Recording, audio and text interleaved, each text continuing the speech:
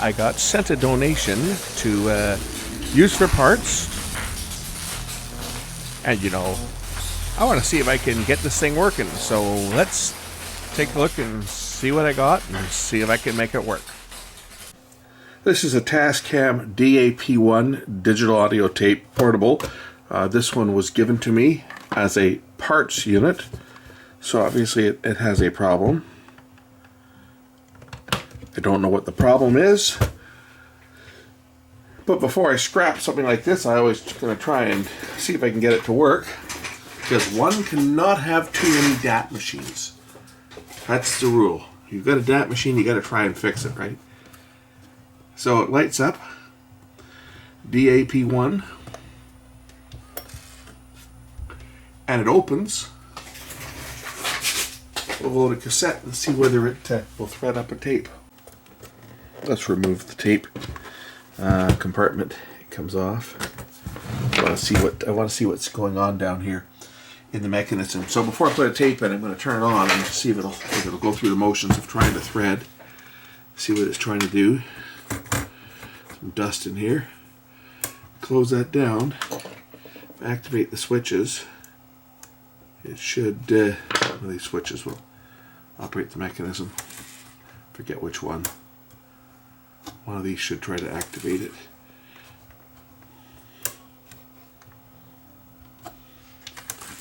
Okay, let's try putting a cassette in.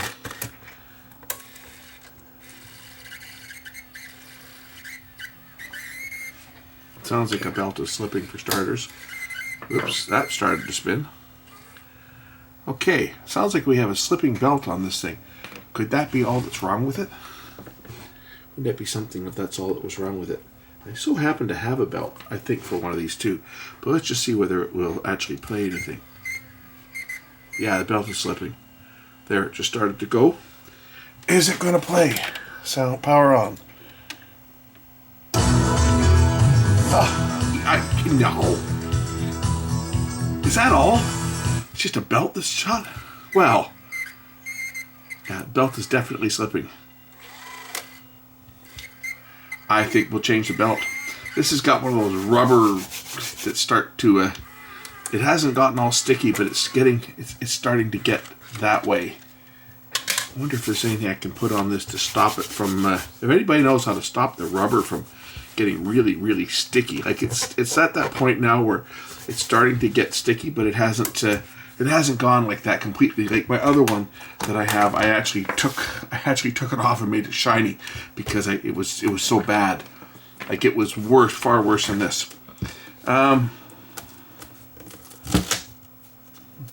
say someone stuck tape over it because the rubber feet on the bottom have deteriorated. Interesting.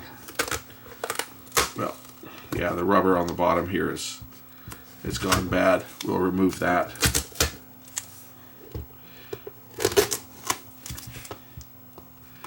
Let's just open up the bottom and change the belt.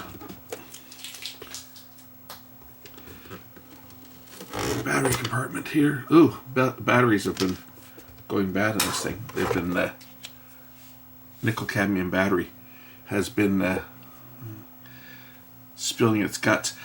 I might rebuild the battery. Nickel metal hydrate battery in there. If I can, yeah, yuck. We'll remove the screws, open up the bottom of the unit, and replace the belt. If it appeared to have gotten brighter in here, it's because I turned on the studio lights. I have this, it's behind me, but over my shoulder, I have this big HMI light. Well, it's not big. I think it's only a 75 or 100 watt. So it's not big as far as HMIs go, but it's a bright, like a studio type light with barn doors and everything on it. But it's color temperature balanced to 3000. So it's got the same color temperature as a halogen, but it is a metal halide type lamp. So it takes a couple of minutes to warm up when I fire it up. There's a couple screws that are further down here. I need to use my longer number 0 screwdriver for that.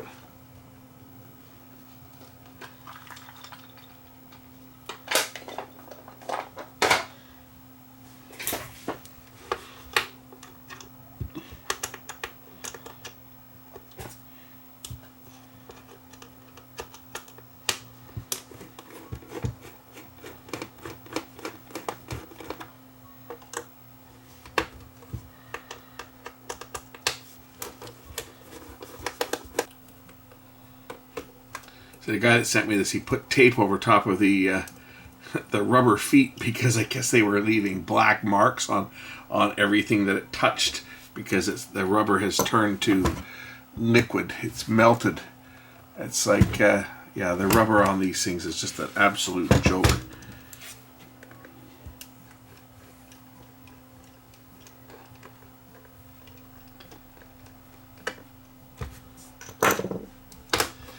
Bottom should lift off now. I think I got all the screws except for this one that is loose. It's just not lifting out, but it's off. Okay, so there's the unit itself.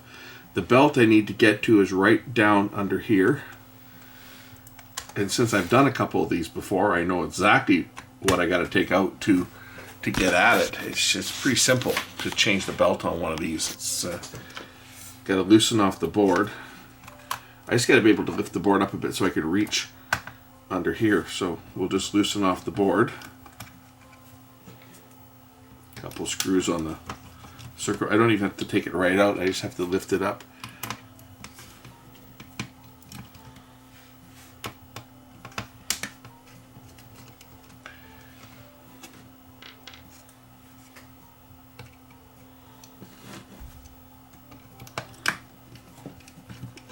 Of course, this is full of these beautiful surface-mounted caps that everybody loves to hate.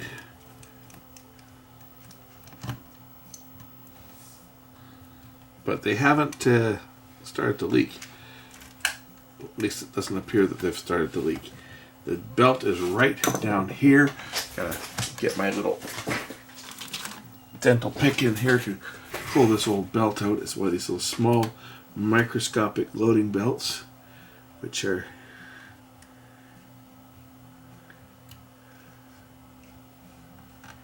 I use an O-ring. I use an O-ring from one of my little flashlights.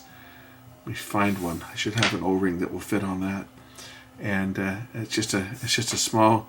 I have these little flashlights that I think they were through night, and one of them has an O-ring that you put on to keep to seal it up. They came with a spare set of O-rings. And that's what I've been using, so let me go find one. Now remember, this is my unit. So rather than replace this, I just figured I would try and boil it. So I boiled the belt for 10 minutes in my microwave, and it's brought back the elasticity. We'll see whether this original belt will work. It was slipping. It did engage before, but it was slipping. Let's see if it will work now without slipping. Because it's a pretty quick, easy change. I won't have to obviously put the machine together until I know that it is working. But if I can save a belt and reuse this one, then I'm going to do that. And I apologize that you guys can't see where the belt goes. Maybe if I can move the camera into position, and I'll show you where it goes here momentarily. But I'm just going to try and put the belt over its pulley. The belt goes in right like that. Okay, there's the belt right there. So in order to test this, I just need to plug the power back in, and we'll put a couple of the screws in for grounding. So I'll put a couple of these screws in here that ground the board. So I'll put those two screws in, and then I'll try this thing and see whether it still slips. And if it does, I will go dig out the belt. I know I've got one. It's a little O-ring, but and it's actually smaller than this, but it should work. Well, I know it works because I've used them before.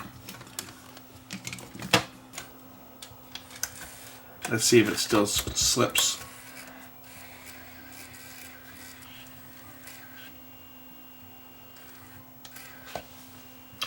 Looks like it's not making that noise anymore, not squeaking. And it should play right now. Excellent. Skip track.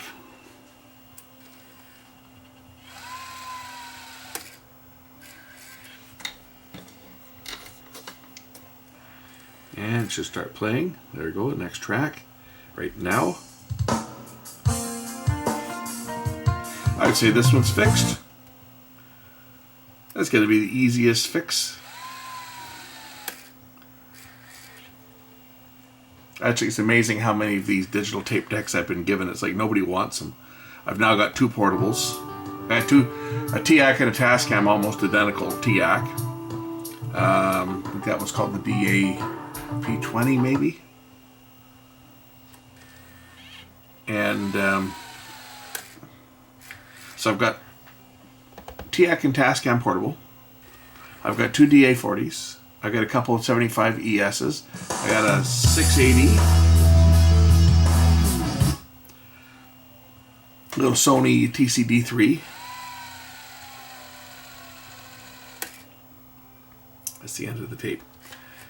So I guess just need to do a test recording on here. I'm going to grab a tape that I can do a test recording on. We'll do a test recording on this machine, and then I'll throw it together. And I got to figure out what to do with this sticky cabinet. Either I'm going to remove it with isopropanol or something. I don't know what you can rub this with to stop it from being sticky like this, whether you can polish it up. But this this anti-slip rubber coating is just atrocious. It's terrible stuff. So let me go grab a tape so I can test the recording on this. And then at some point, maybe I will rebuild this battery pack. It's just NiCad, right? It's just a NiCad battery pack, 7.2 volts, so it'll be probably 6 cells in here. Okay, I'm all set up to record. I'll put it into record pause. There, that's what I'm recording now.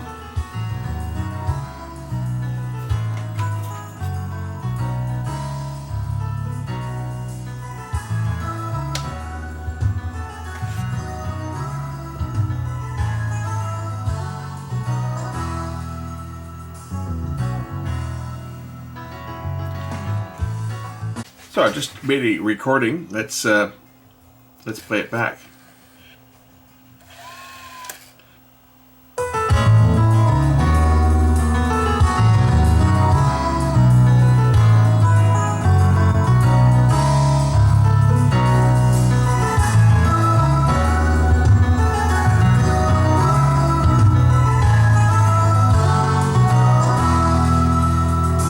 Oh, if you want to clean dirt off of this sticky plastic, this rubber, you can just peel some tape and that will remove dirt that has gotten into it.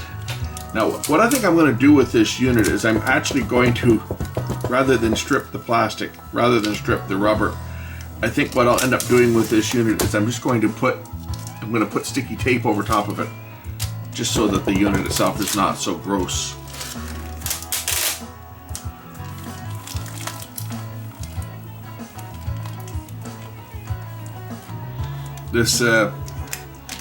All these manufacturers that thought it was a great idea to put this stupid anti-slip coating on it, they should all be taken out back, and this stuff is horrible when it breaks down.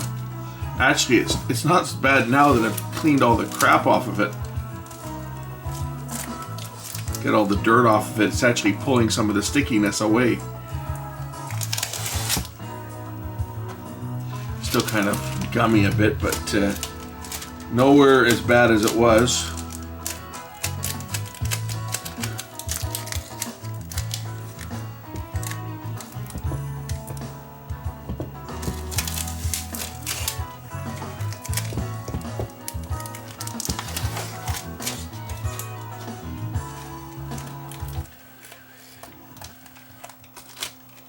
What I'm going to do with this is I'm going to wrap this unit with just tape.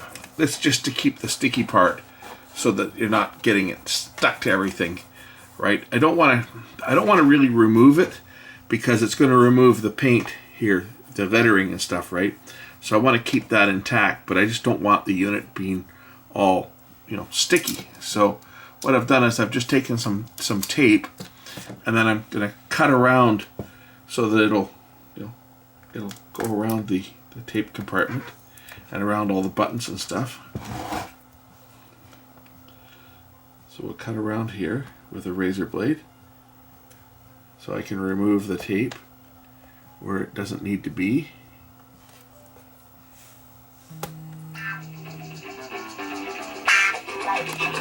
I always find it interesting. I get my phone rings and it's,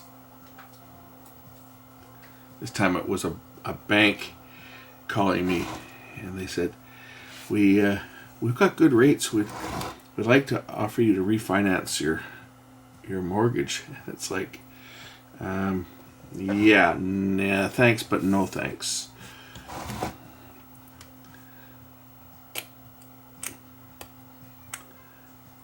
Took me long enough to pay it off. The last thing I want to do is get back into another one.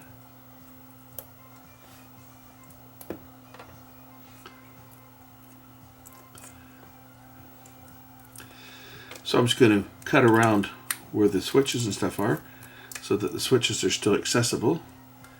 And this will keep the, first of all, it'll do two things. It'll keep the rubber from being sticky, but it'll also keep it from attracting dust, and it'll keep it from deteriorating even more. So I just need to cut around where all the buttons are so that it'll be functional. And yeah, I know it looks shiny under the lights, but really it's going to be a lot better because I don't have to worry so much about the thing, you know, every time you put it down getting dirty or anything sticking to it. So this actually will work out in the long run. I'm not too worried about it being a bit shiny. The only thing I use DAT machines for these days is for archiving tapes, and I've got more DAT machines than I know what to do with them right now. I'm trying to sell a few of them. I got a couple of them up for sale right now, but I have not had any offers because, well, these things just aren't worth anything. If anybody tells you that a DAT machine is worth a lot of money, they're smoking something good, because they're not. You know, they are a device that its day has come and gone, and nobody wants them. That's why I got this one for free, because the guy that owned it didn't want it. So I'll put all the screws in the bottom of it here. I've got the top basically wrapped, so that'll keep the dirt and stuff off of it. And I'll do the same on the bottom. I'm going to wrap all the sides with packing tape just to try and keep the thing a little bit cleaner. The rubber coating that these manufacturers put on was just a joke. And a lot of things end up in the landfill because of it, because people don't want to deal with the sticky mess. And at some point I might get around to just stripping it, like I did on the TIAC one that I've got. I stripped it off of that because it was in worse shape than this. I'll show you that one in a minute. First we remove the dirt.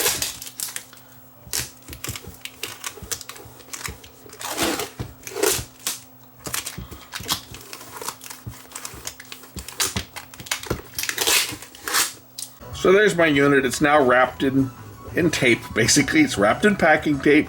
So it doesn't have, the sticky coating obviously is still under there, but now nothing's going to stick to it. It is reversible. I can remove it if I want. If I decide down the road, you know what, I'm going to go full alcohol on this. I'm going to strip the rubber coating off.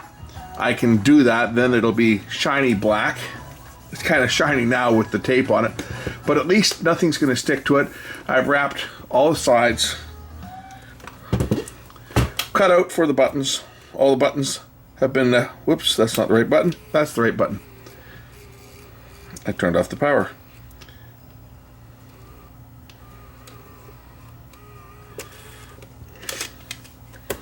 I even wrapped the door, but not the cassette window. It's cut form around here, right? So I've wrapped all the sides except for the front. I did not I wrapped this part, but I did not do the controls here. This isn't so bad here, this part, as far as stickiness goes. This part's not so bad, but I did do this side, and I also didn't do where the controls go in on the side here, where it plugs in, because that's not going to get handled or dirty or anything. As I say, the unit's probably only going to get used when I need to transfer some tapes over. It's not like I'm going to be making recordings on it or anything. I'll show you what the other one I've got looks like, just so you can see the comparison. The other one, I took the rubber coating off. So here's the other one. I left it where the name was and where it said DAT. You can see how rough this one was. But this is what it would look like if I removed it all. But it would remove the labeling and everything, and I kind of wanted to keep that intact. That's why I went this way. This is functional. It's clean, right? But, you know, that's what this will look like if I do that. So I think that I'm going to leave it like this, just with the tape wrapped on there. If the tape ever goes gooey or sticky, I can pull it off and replace it. It only takes a few minutes to do that. At least it'll keep the unit itself from picking up all kinds of dirt and sticking to everything, and keep the rubber pads from on the bottom from leaving black marks everywhere. These units are kind of goofy the way they operate, because they use a split power supply. Is this one a split or a standard power supply? This one's just 7.2 volts. This one. This other one, like the Tascam, the TIAC, which is almost identical to it, I think it's probably a little bit older. This one actually used a split power supply, and the voltages on here was +7 and -7, and this one says input 240 volts. The guy that gave me this one shipped it to me from Australia, and it had a 240 volt adapter, which I pulled the transformer out and replaced it with a 120 volt transformer. So this one here is now domestic voltage, but works exactly the same as this one. Now I've got another, as if I need another DAT, right? I got DAT coming out my yin yang. For those of you wondering, what are the big differences between the TIAC DAP20 and the DAP1 by Tascam, which is, of course, TIAC. Here's the big differences on the side here. So the TIAC machine has balanced inputs, which you can switch to line input or microphone input, but you have to use an adapter. And it has line outputs, digital input and output. The P1 has both balanced, which can be used as mic or line balanced inputs. It can also do line input from unbalanced, has a line output, it's got digital input output, has a limiter built in, 1/4 inch phone plug. This other one uses a 3.5 millimeter phone plug. So this was the professional version, and this one here would have been probably the consumer version. That's the big difference between the two of them. Other than that, I think the transport on them is pretty much the same. They operate pretty much the same. They sound exactly the same. Anyway, thanks for watching. We'll catch you in the next one. Bye for now.